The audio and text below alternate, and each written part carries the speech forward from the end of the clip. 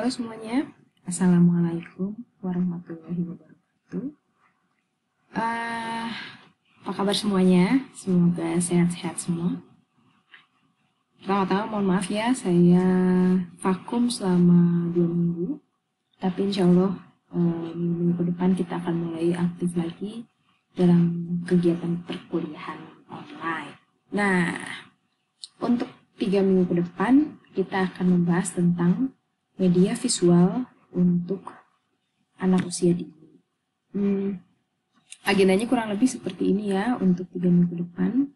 Jadi minggu pertama yaitu minggu ini, kalian hanya akan menonton video perkuliahan sekitar 10 menit tanpa tugas apa-apa.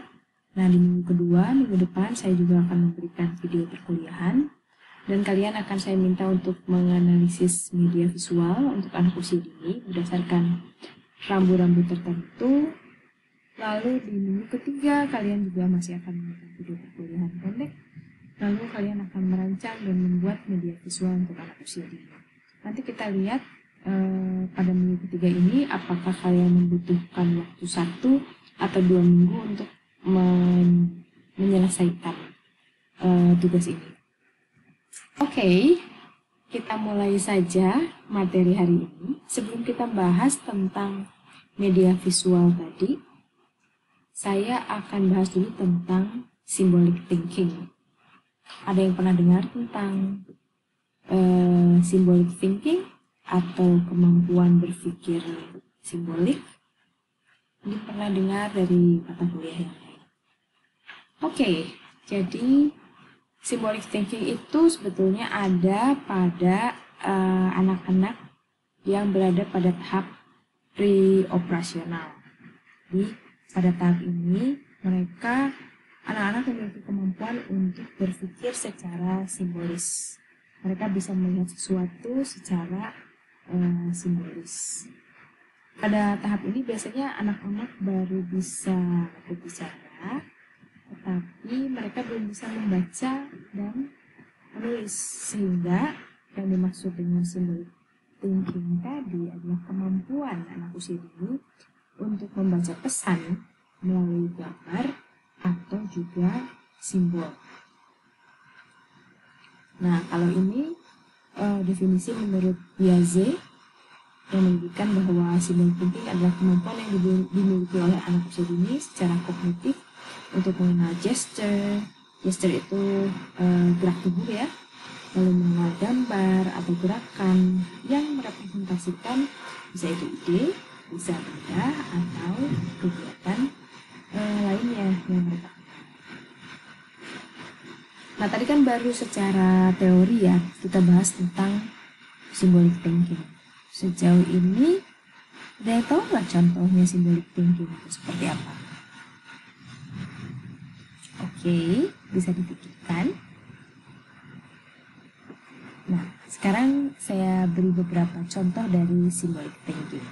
Misalnya, bayi itu biasanya kan produk perawatan seperti shampoo, sabunnya ada yang merek-merek gitu. Salah satunya Sweetsal. Nah, ketika si anak bisa mengenal tulisan Sweetsal atau ketika kita tunjukkan benda ini, lalu mereka bisa mengenal, oh itu Sweetsal. Bukan berarti mereka bisa membaca tulisannya, tapi dia melihat secara simbol, secara keseluruhan. Dia bukan mengenal huruf-hurufnya, tapi melihatnya secara simbol keseluruhan. Contoh lain, McDonald mungkin sedang di jalan, mereka suka makan es krim McDonald, lalu melihat logo ini, mereka bisa teriak, oh McDonald's. Nah itu juga bukan karena mereka bisa membaca tulisan-tulisan ini, tapi melihatnya secara simbol, secara keseluruhan. Contoh lain misalnya coklat Cadbury, melihat ini dia tahu itu Cadbury dari warnanya, dari logonya, dan lain-lain. Oke, itu tadi contoh-contoh symbolic thinking ya. Jadi ketika anak belum bisa membaca, tapi dia bisa melihat deretan huruf sebagai simbol. Nah, sekarang apakah kalian pernah melihat anak usia dini menggunakan symbolic thinking? dalam konteks apa? Apakah di sekolah, di luar sekolah, di rumah? Boleh dipikirkan. Nah, tadi itu kita sudah bahas tentang symbolic thinking. Sekarang saya akan coba hubungkan topik kita tentang media visual dengan symbolic thinking. Apa hubungannya ya? Ada yang tahu? Kalian bisa berpikir sejenak, kira-kira sebenarnya hubungannya apa antara media visual atau visual aid dengan symbolic thinking, terutama dalam kegiatan pembelajaran di sekolah. Oke, sudah terpikirkan? Mari kita bahas ya. Nah, media visual itu kan sebetulnya gambar yang bisa merepresentasikan tempat, bisa merepresentasikan benda, bisa merepresentasikan perasaan atau kegiatan. Nah, media visual ini dapat membantu siswa memahami apa yang ada di lingkungan sekitarnya dengan kemampuan symbolic thinking mereka. Misalnya, mereka bisa melihat urutan kegiatan. Pertama, belajar, habis itu bermain. Jadi mereka tahu kita belajar dulu ya, lalu bermain habis itu. Atau mereka juga bisa menunjukkan feelings atau perasaan.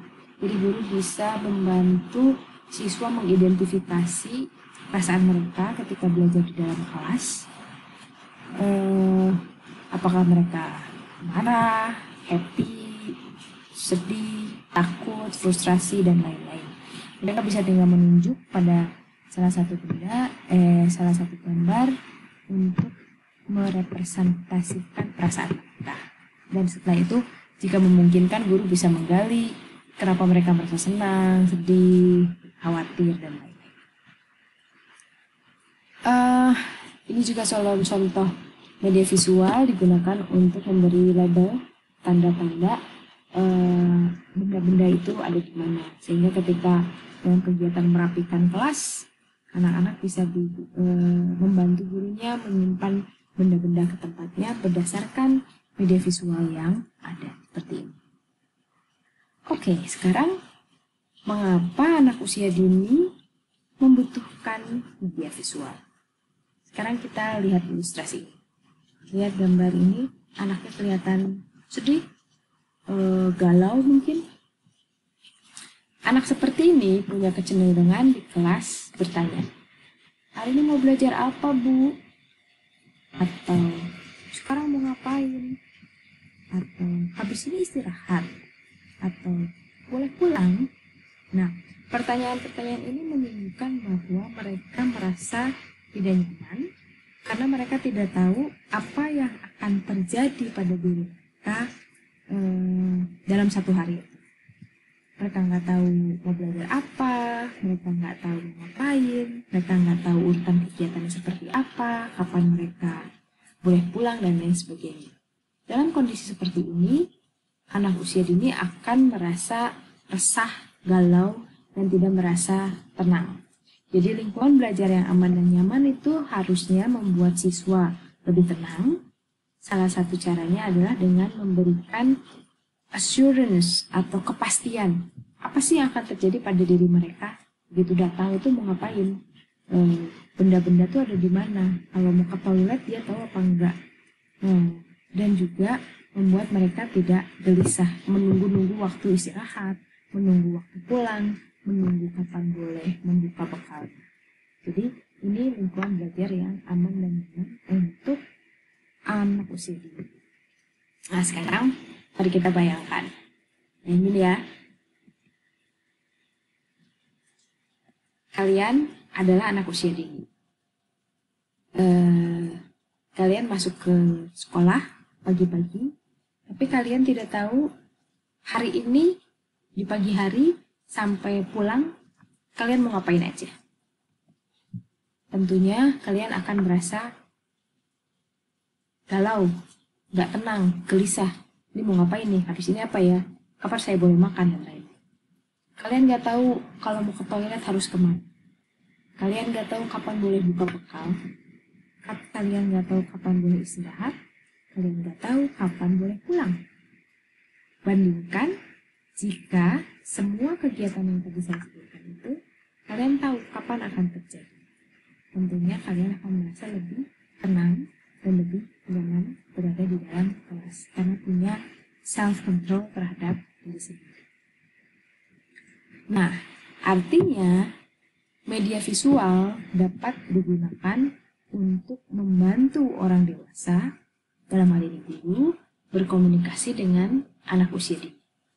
Sekarang kita lihat ada media yang di sebelah kiri yang backgroundnya hijau dan yang di sebelah kanan yang backgroundnya ungu. Kalau kita berkomunikasi secara kata saja, classroom schedule card atau boys toilet, anak-anak tidak akan bisa memahami karena mereka tidak bisa membaca, dan kata itu hal yang abstrak dan sulit untuk diingat oleh mereka. Sementara kalau kita berkomunikasi menggunakan media visual yang ada di sebelah kanan, kalian bisa lihat boys toilet, ada gambarnya. Jadi mereka tahu gambar itu dengan tulisannya maksudnya. Lalu di sini ada schedule juga, jadwal, tapi di jadwalnya ada kata-kata dan ada gambarnya, sehingga anak-anak bisa dengan mudah mengidentifikasi walaupun tidak bisa membaca tulisannya apa yang akan terjadi dari menit ke menit ketika berada di dalam kelas.